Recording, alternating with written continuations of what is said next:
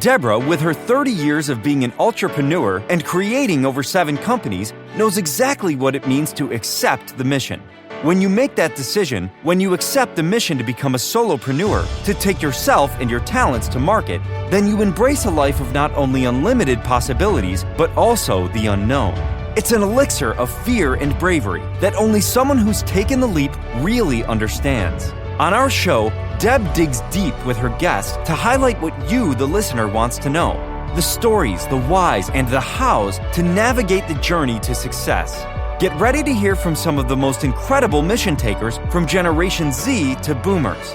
So sit up, perk up, and get ready to be blown away. Now here is your host, Deborah Drummond. Welcome back, best audience ever, to the Mission Accepted podcast show. Thank you so much for supporting, subscribing, sharing. Hey, those are all S words. Singing once again.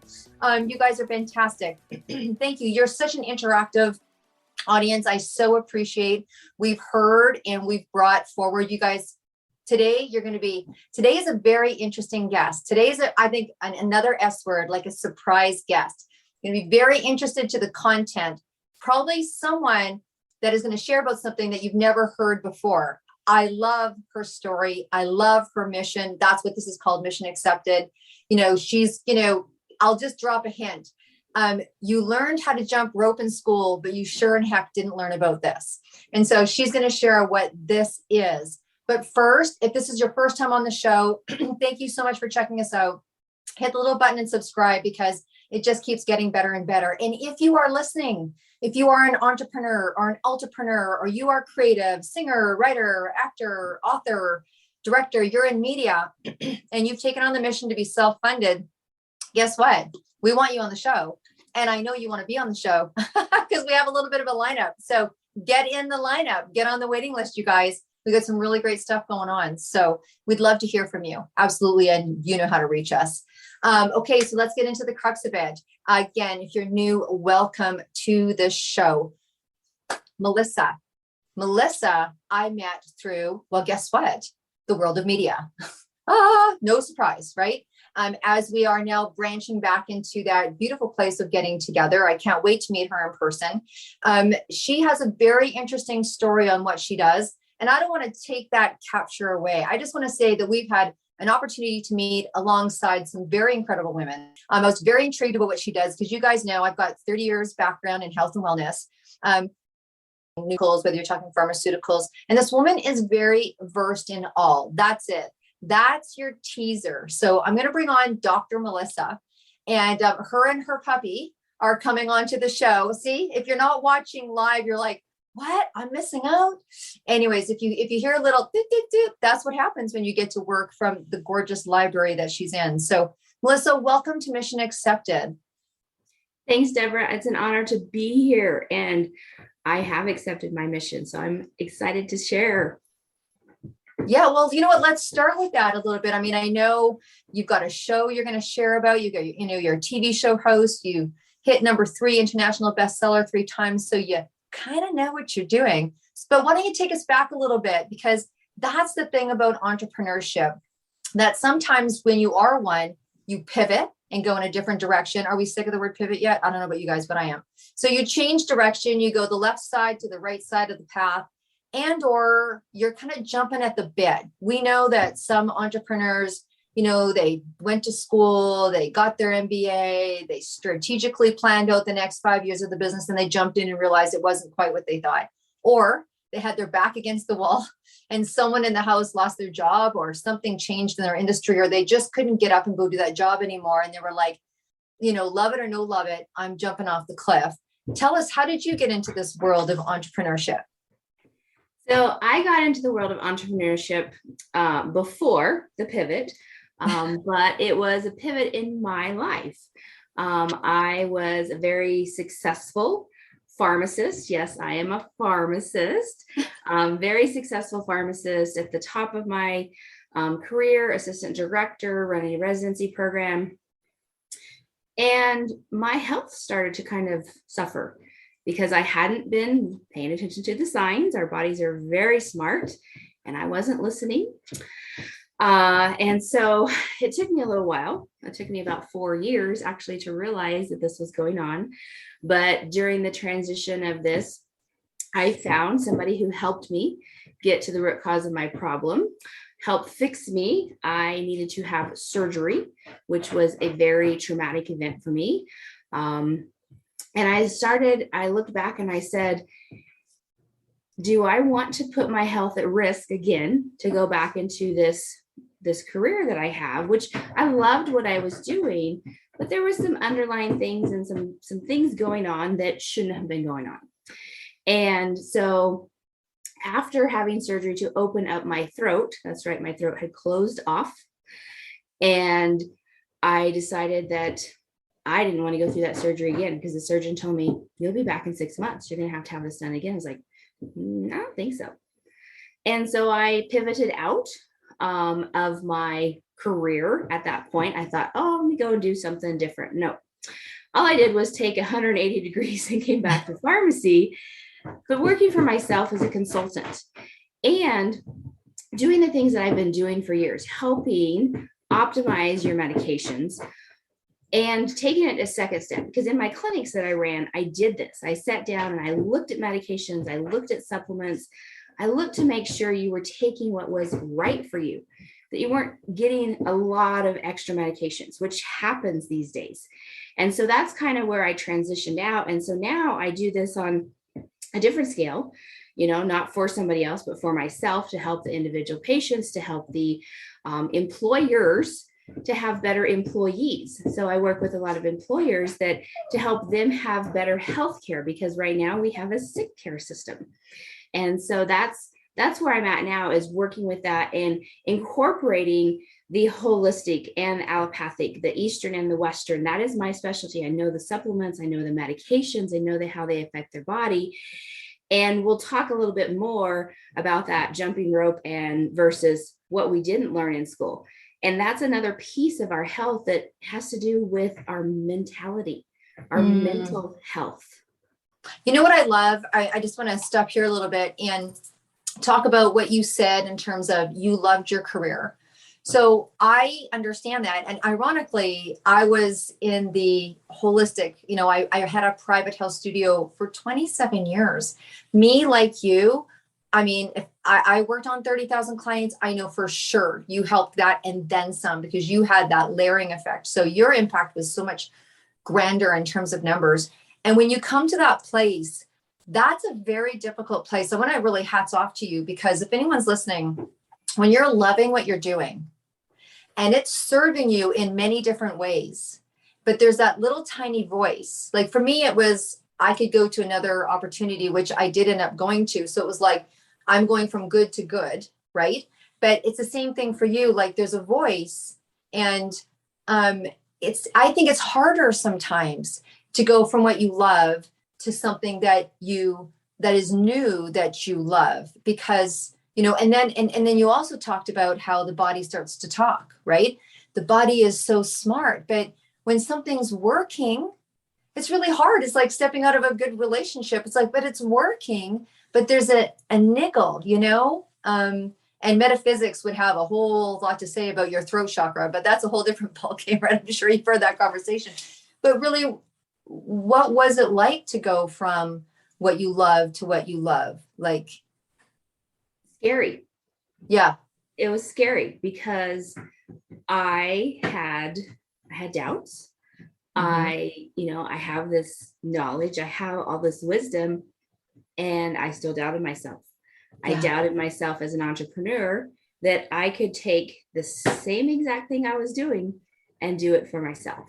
Yeah. And that took a long, hard path for me to really get to know myself inside and out better, pulling in the emotional pieces of health, mindset training, spiritual, really.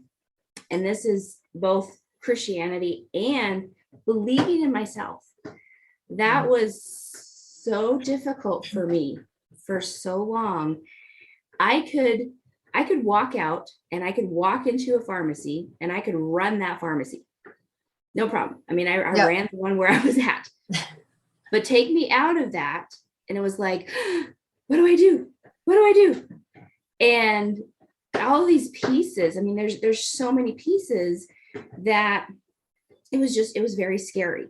And belief was one that I struggled with. I know a lot of other entrepreneurs struggle with, because it is scary. And it's believing in ourselves that we can do it, that we're not going to be an imposter was, I mean, I'm still climbing the hill and I still have my days where I slide back down. And yet I've overcome where I was. I've grown so much. It's very true. I mean, it is really a process. When you say 4 years to kind of for the body to talk loud enough for you to listen, that's actually probably below average, really. You probably caught it pretty quick. I mean, your body obviously talked louder, which is what happens. Things get louder. Books start flying off shelves at you instead of you coming across it to your girlfriend. So you should read this book. You're like, yeah, sure. But they start flying off the shelf. I think when things start to line up, when you talk to people that have kind of gone from one part of their career to another, or corporate to entrepreneurship, or vice versa, what have you, that inkling tends to go on longer than I had an epiphany one day, 3 weeks later, I'm going to jump. Now, people do make those life decisions and they can make them quick, but chances are there was some inner dialogue going on before about either they're not making enough money, or they're not spending enough time with family, or they're missing out on something. So 4 years is actually pretty normal, I think, for someone to start to wonder or question or take back or listen or what have you. And I think you've nailed it. It really is about belief. And honestly, the more you grow, the bigger you grow, the obstacles you go through. I mean, I was asked to do a quote in a book that actually our company is producing, and I had to throw it. I'm like, faith is a major component of success. Right. And I think that you've really shown that. So anyways, let's not keep the audience, in suspense much longer. So you went from, working for someone else to working for yourself. You're obviously in the same field, which is relieving to a lot of people, like, oh, I don't have to completely turn myself inside out. So how have you made it now? I know that you have this, when you talked about mental health, we don't learn about it in school. Do you want to elaborate on that a little bit? Absolutely. So mental health it's one of those stigmas. We've put a label on it. And so we think somebody whose mental health is, they are schizophrenic, they're having issues where they can't function on their own. Well, let me tell you that mental health also includes anxiety, depression, stress. These are the things, as well as your mental day-to-day, how you talk to yourself. That's part of the emotional and mental together. But how we speak to ourselves affects our mental capacity. And I say mental health in a good way, because we talk about physical fitness and physical health, what we're doing for our body, what we're eating, how we're moving. Those are physical things. Mentally, we need to focus on our health. And it's not just a stigma that it's a bad thing. We all go through periods of depression. We've lost somebody. We go through periods of anxiety, driving down the road, walking outside, just little things. These are natural things because our bodies are built to handle certain pieces of this. And then at times, how our stress affects a lot of things in our body. So stress can cause depression, stress can cause anxiety, stress can cause high blood pressure, stress can cause a lot of things, like causing my throat to close off. That was a thing that took me a while to get to, when they said, well, we don't know what's causing it. And I started looking back, it was the stress. Even though I was happy and I had ways in place to manage that, it wasn't well enough. It wasn't. Right. Well, I think that a lot of times people forget, and that's why I love your approach, Melissa, because you kind of got this whole circle approach, like this whole life approach. And I actually think that's kind of what you've named your program. We'll get into that in a minute, but I love how you look at the whole picture, because I share with people, and myself included. I just came back from a 1-day meditation retreat, and people are like, oh yeah, you really need that. But I'm like, I think that people forget that their mental health solutions, whether it's meditation, supplementation, whatever it is that you're advising them to do in your program, that as their stress increases, sometimes we don't remember to increase our mental health care, or we actually drop it because we start getting busy. My daughter just had a baby. My mother needs my time. I'm launching a new project, and we increase our stress thinking it's only going to be temporary, but yet we forget to raise the bar on this as well, because we come into a time conflict or what have you, or we think the stress is going to decrease quicker than it actually does. So maybe talk about that a little bit. And you've got this whole kind of body encompassing program that I think is really important for people to recognize, that as your stress goes up, you need to up your game here. Yeah, exactly. One of the hardest things for me to do was to put those big pieces in my calendar first. Taking care of myself, doing my physical activity, doing mental things, mindset, meditation, yoga, put those in my calendar, that I had time to do that. Family, faith, all of these things, these are these big balls that we need to put in our calendars first, and let the other things filter in. And that's because when we take care of those big things first, we actually are reducing the stress on our body, because we're taking time to eat nutritiously, taking time to move our bodies, taking time to read and read something that's stimulating to your brain, taking time to meditate, think on your day. There's been studies out there that show that the more time you spend in meditation, the greater your impact, the greater your ability to work, and you're actually going to work less. It sounds weird, but because you're taking time to be in silence for yourself, and you need that. And how you talk to yourself, look at yourself in the mirror and tell yourself you love yourself. You love yourself. I love my hair. I love my smile. I love my eyes. Whatever it is, you want to talk to yourself like your best friend, because that will set you up for success. No matter where you're at, whatever you're doing, you have a day to be, you're a mom and you're a stay-at-home mom, and that's all you do.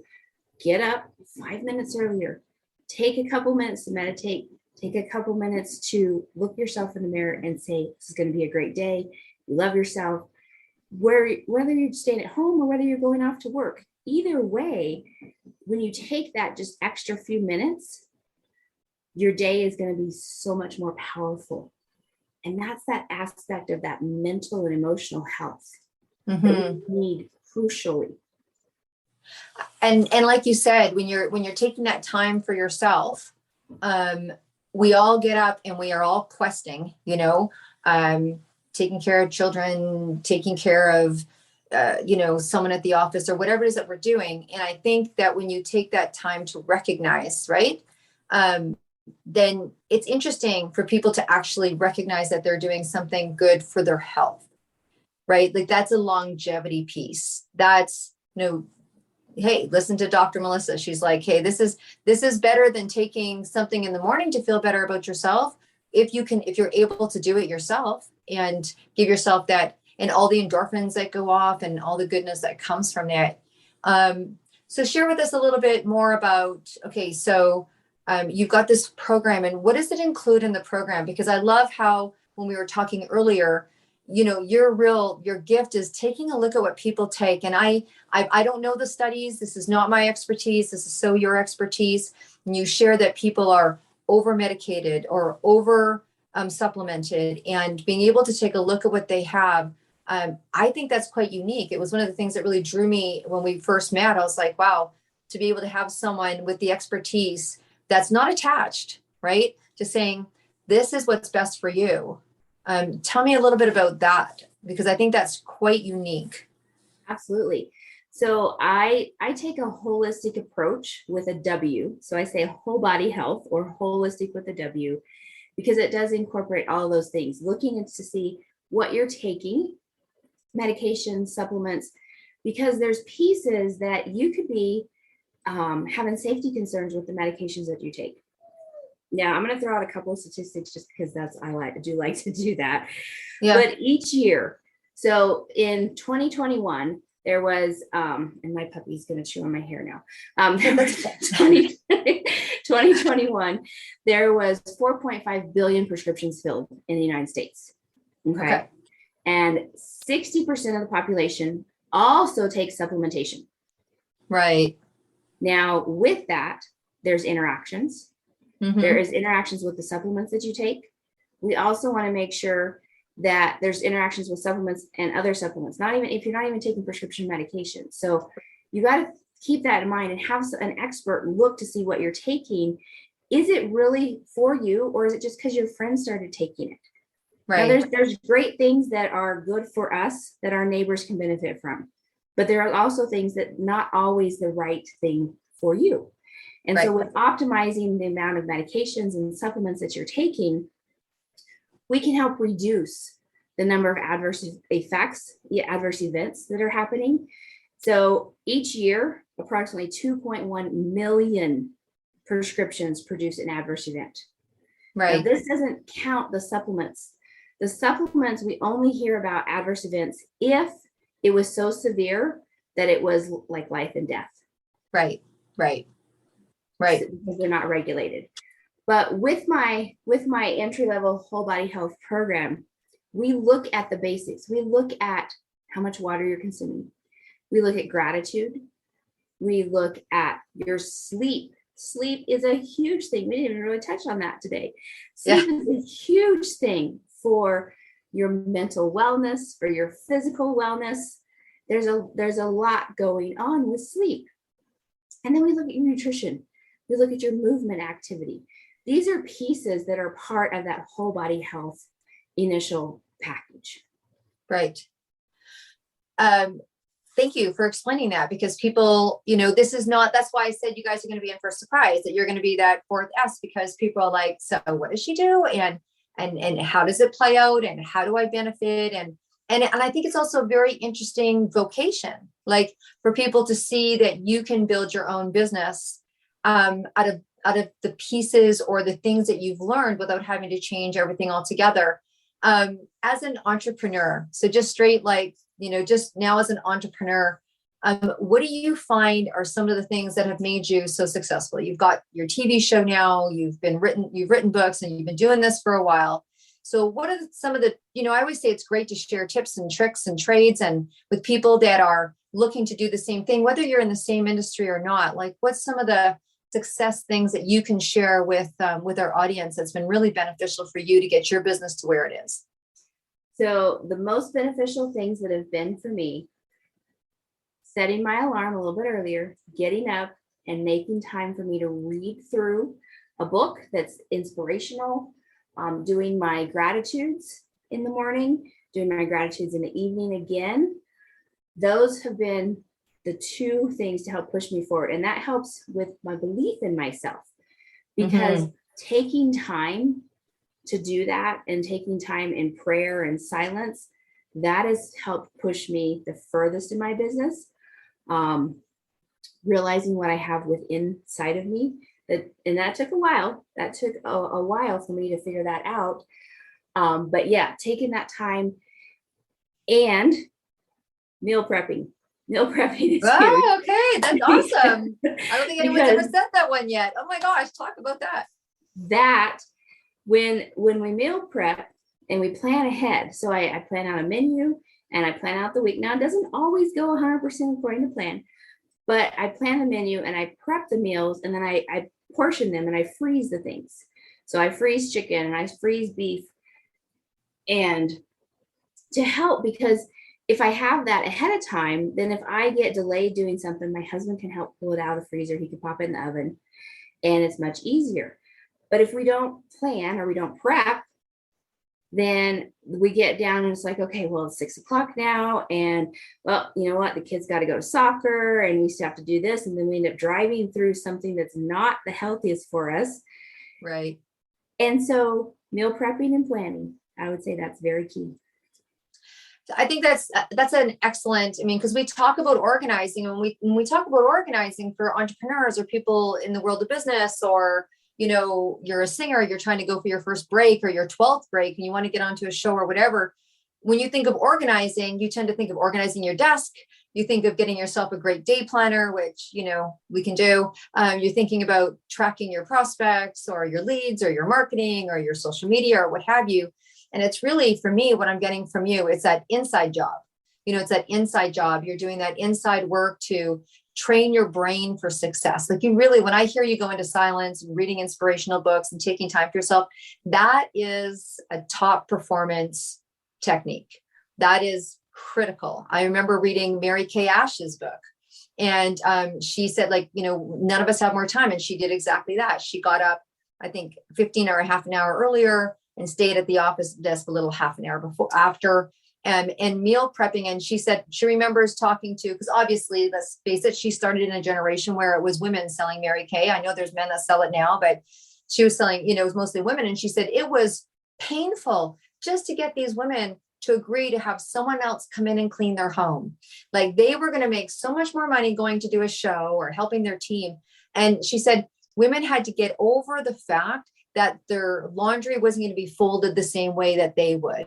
And she was literally, in her book, she was like, I was telling them they just have to teach the person doing the laundry how they like their dish towels folded, because all of that gave them more time for themselves. It gave them not just time to duplicate and to go do business, but self-care, that it was actually an act of self-care, and how critical that piece is to not only success and happiness as an entrepreneur, but honestly, just as a human walking around the planet, having that time to yourself and that self-care is successful. So I'm so glad that you touched on that, because it's something that a lot of people forget, right? It's like, you know, and sometimes people don't like the word hustle. I mean, I actually don't have any issues with it at all. I think that that's what you're doing. I know that, you know, I've talked to a lot of people, and they're like, when you're building something, there's not a lot of balance, right? When you're in the build, there's not a lot of balance. But I really appreciate that, because Sunday is kind of my day to do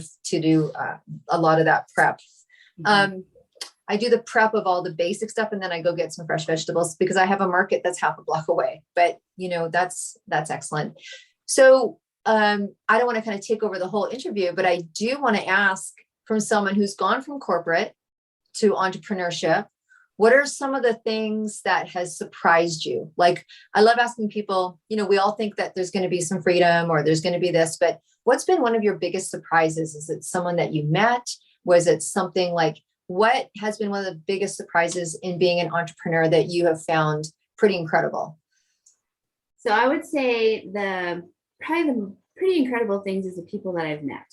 The unique individuals I didn't know existed, because outside of the corporate world, I mean, it's almost like I lived under a rock, because it's all these people that it's like, wow, you do that. And I didn't know that could be done. And so all of the amazing people that I've met, networking, I would have to say is one of the most incredible things. Yeah. Yeah, I agree with you. And hasn't it gotten really different in this last little while of all these people? What is it? The Great Resignation. And now apparently they're calling it the Great Revelation, because people are realizing that going into business for themselves may be a little interesting. Not as, you know, now we're getting into the work of things, right? Maybe a year's gone by and we're getting into the work of it. So, so how can people hang out with you, Melissa? Like they want to read one of your books, or they want to listen to you on your show. Like, what are the topics that you have on your show? How can they get some information or a website? Like, share with people what it is that how you're taking your work to the world. Absolutely. So one of the easiest ways to learn more about me is to go to my website, drmelissabalizan.com. So it's drmelissabalizan.com. And you can find, there's a link to my TV show. So my TV show is on the Win-Win Women Network right now. And it also goes directly to Roku. So if you have Roku out there, then you can watch on there. I talk about health topics. We talk about all aspects of the health: physical, mental, spiritual, emotional. Talk about supplementation. I talk about certain disease states. So there's certain disease states that we talk about. We talk about stress, self-care, basically anything under the sun that has something to do with medicine, which is a lot of things we talk about.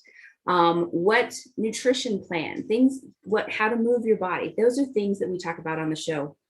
And then I do have a special for all of you listening today. If you go to drmelissabalizan.com/TV, there's a link on there. There's actually 3 different links. So there's a special on there that you can get a copy of 5 questions that you should ask your healthcare provider before you start a medication or a supplement.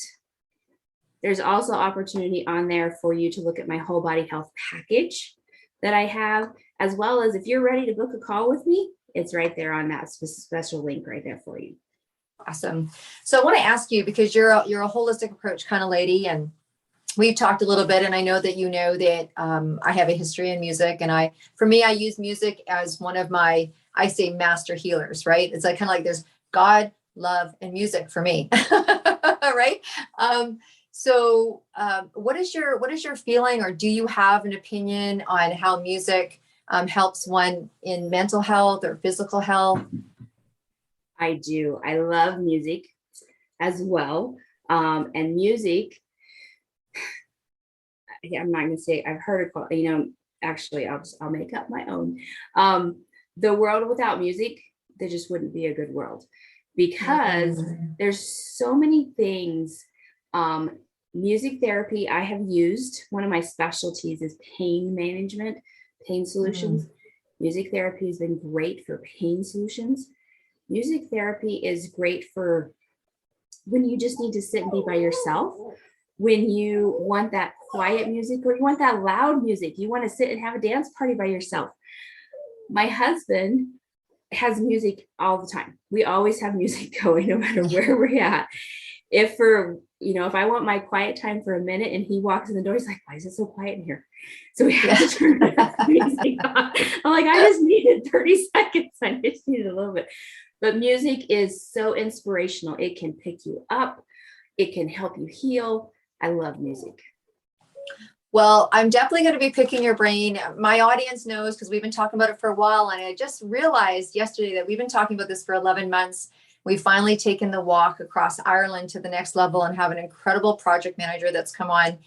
So you're going to be hearing more about it. But walking the length that we're doing, 297K across Ireland to raise money for the music industry. I'll definitely be texting you and tweaking you and picking your brain a little bit before I go. It's my goal to take people's favorite music, because we've got a long walk to do, and take in and put their songs into a playlist and be listening to it. So I just want to ask, before I ask you just one final question, if there was anything else that you wanted to share with the audience around your services, your support, any messaging that you want to get out there about betterment of health, before I ask you just such a really important question. Yeah. So couple of key things. I just want to make sure you get your medications checked out, your supplements checked out, because what you don't know could kill you about what you're taking. And I would say one tip, don't keep your medications and supplements in a medicine cabinet in the bathroom. Don't do that. It's not good. I don't know where that came from, but don't keep them in the bathroom. Moisture changes them. So keep them.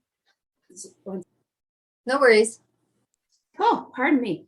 Moisture can change the outcome of those medications and supplements. I keep mine in my kitchen cabinet. And I am so grateful that when I was young, my mother kept hers in the kitchen cabinet. So I learned, even before I went to pharmacy school, not to keep them in that bathroom. Wow. I mean, that's a master tip. I mean, people just don't think about that, because they had, they had the cabinets, and and it just seemed obvious, right, that you would put them in there. But I've often wondered about that. And then even under the bathroom sink, I mean, and that's where the child lock stuff came in. It's so dangerous for pets and kids to have something that's so accessible to their height, right? And pills look like candies, that kind of thing. So that's that's great. Is there anything that should be kept in the fridge? Sometimes people keep things in the fridge. So is there anything that people wouldn't know to keep in the fridge that would be a good idea? Let's see. Most probiotics need to be kept in the fridge. Okay. That's something. Most of your other things, majority of your supplements and medications are going to be stable at room temperature. They will degrade when you take them in a vehicle. So you have to keep that in mind. But for the most part, if something comes from your pharmacy marked with it needs to go in the fridge, then try and keep it in the fridge. A lot of suspensions. And let's finish off with this before your big important question. Okay, everybody, put your hand up if you've had medication or supplements that you've kept past the expiry date. What's your opinion on that, Dr. Melissa? Okay, so for safety wise, because medications may kill you. So this is a whole book I could write on this. Okay. There's your next #1 bestseller. Exactly. So a couple of tips. If you haven't taken all of the medication, that could be a problem.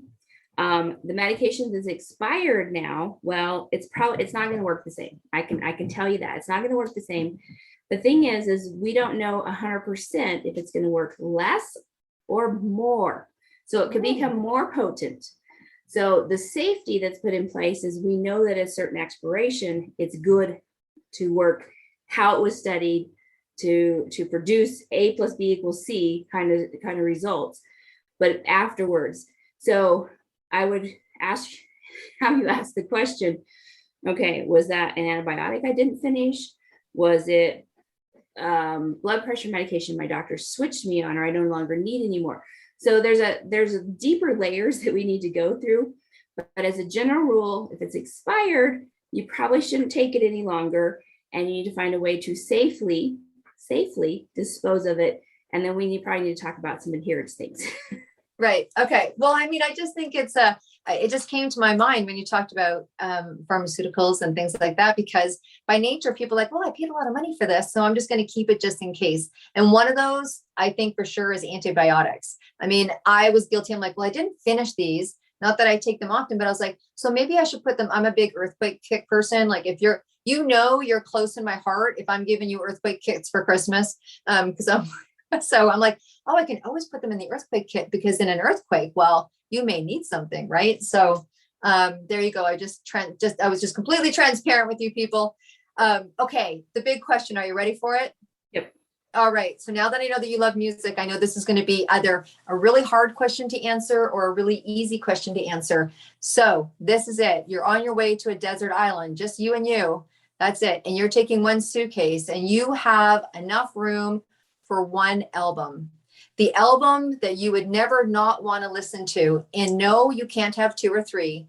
You have to have at least an album. I'm not telling you one song, but what album would you be packing in your suitcase to go over to that desert island forever and a day?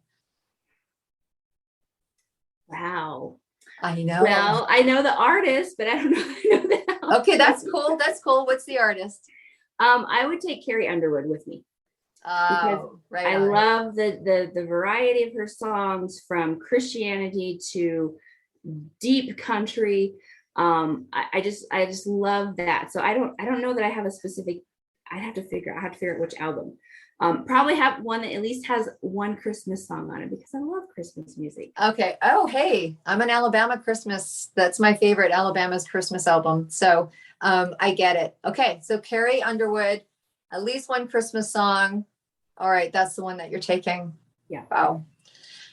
What a pleasure. I feel that I not only have I been educated, but I've been inspired. And I love what you've done. Congratulations for making the shift. We're not going to call it a pivot anymore. Congratulations for listening to your body and knowing that's what it was, right? Being awake enough to not have that experience in 6 months. So many people go, oh, okay, I'll be back in 6 months, right? And they don't take an inside change when things are good.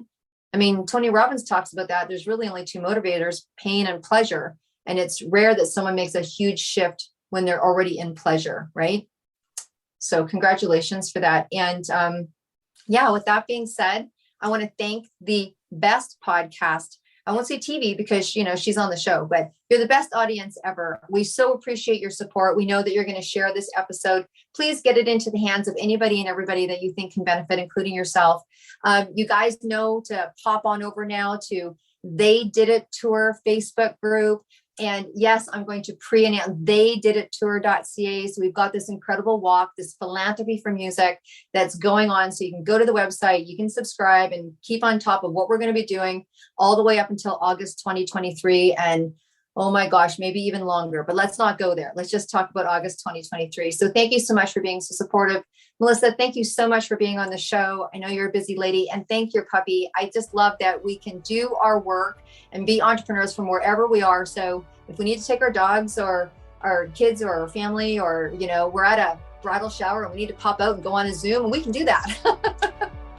Exactly. Thank you so much for having me, Deborah. It's been a pleasure. Awesome. Okay, great audience and great speaker. Thank you for being with us today. We will see you again. Talk soon. Bye for now.